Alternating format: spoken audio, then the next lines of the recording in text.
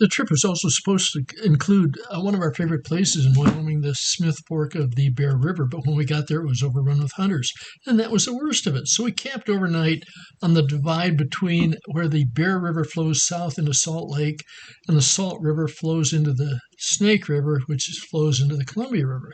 Nice place to camp, however. Next day, we got up the Grays River, and it was just overrun with hunters. My mistake again. We got about 30 miles up, however, and found a place that we fished many, many times that is very good, and it's seldom visited by anyone. So I took the dogs down there. We got down to the water and started doing some casting. Tried to start with a underwater rig, a couple of nymphs, and it was no good. If you get up here, you'll see actually fish jumping up ahead of where I'm casting.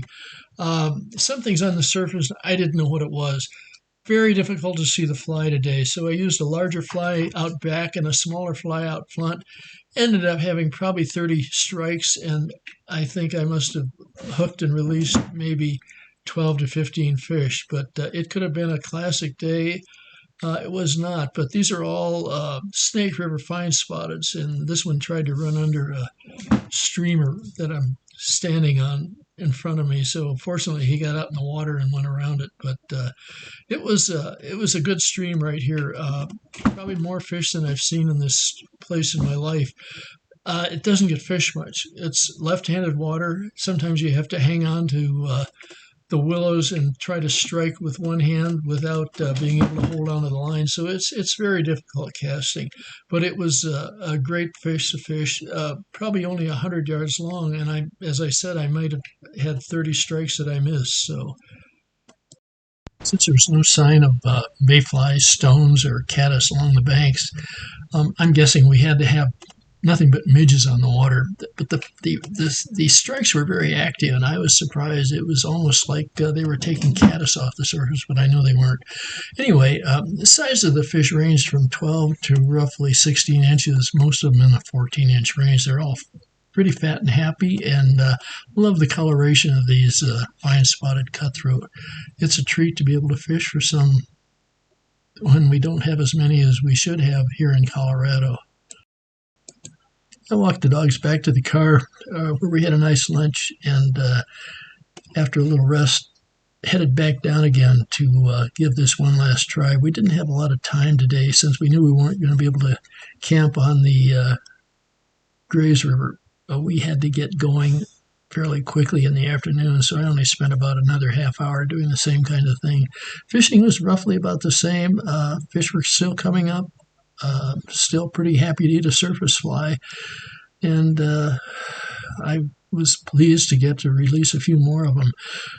When we left the area, we figured out that we had to get over the pass and get on the other side of the mountain, so we drove up Sheep Creek into the Cottonwood Creek drainage, headed down with an intent to fish that stream, but when we got a little closer to where it's a little wider, we did see a nice moose on the way down too. She was having a drink out in the stream. We got down there a little further and we couldn't get a place to turn off because it was occupied. So we did the turn off to South Cottonwood Creek. It was starting to rain. I got out of the car, walked to the water. I was going to make a few casts and took a look at the weather and said, boy, we better get out of here. This road is going to be a mess. And here is the Green River over on the road that goes to the Green River Lakes. We camped up above the Warren Bridge that night. It was so miserable weather-wise in the morning, we dared not even try to do any fishing. So we did drive up toward Green River Lakes, had intended to go up higher, but the road's such a mess this time of year. We stopped well down below and parked and had another lunch again. I did walk down to the stream without any hopes at all, but happily did end up landing a couple of smaller fish there. One's a brown, which you're going to look at shortly, and the one after that is a feisty little rainbow trout, which actually jumped 7 times before I could get him released. I couldn't believe it. He was very feisty. When we finished up here on the green, we headed over toward Pinedale to do a couple of things. First of all, to see if we could find the cabin we're going to be staying in, which is at Lakeside Resort on Fremont Lake. And here we are inside. Darn nice little cabin, 2 twin beds, rustic furnishings, but very clean and nice. It got a little deck out overlooking the lake with some Adirondack chairs. We've got a refrigerator, a fireplace, television, nice shower. It was a good little place. The dogs liked it.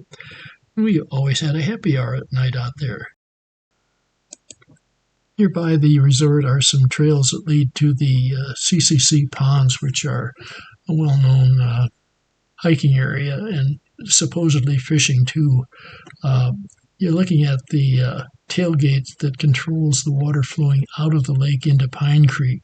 That's Fremont Lake in the background. It's actually the second largest lake in Wyoming. We did take the dogs out there every day and took a look at the stream.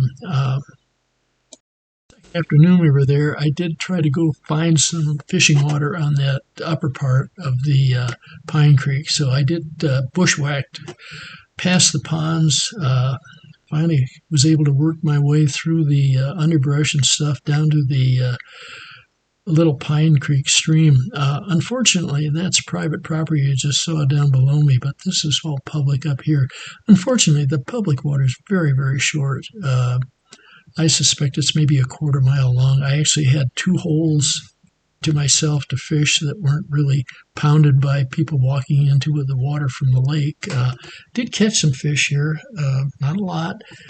They were all rainbows in the 12 to 14 inch range. Water's very pretty right here, but I only had really 2 sections that I could fish. Below it was for 3 miles of private water leading all the way into the middle part of Pinedale, and up above it, right by the dam tailgate, the water's just completely slammed by fishermen and not good. But fishing down here was fun. Surface-wise again, and had some success. I saw a couple of bigger fish, but most of the things that I hooked and played were in the 12-inch range. I'll have to admit we were quite disappointed by Pine Creek.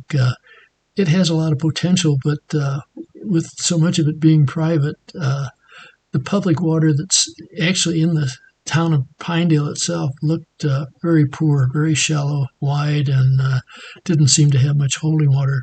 So that part of the trip was a little bit of a bummer. The hunter issue is the one we're going to have to deal with in the future. We dare not come up here when they're here because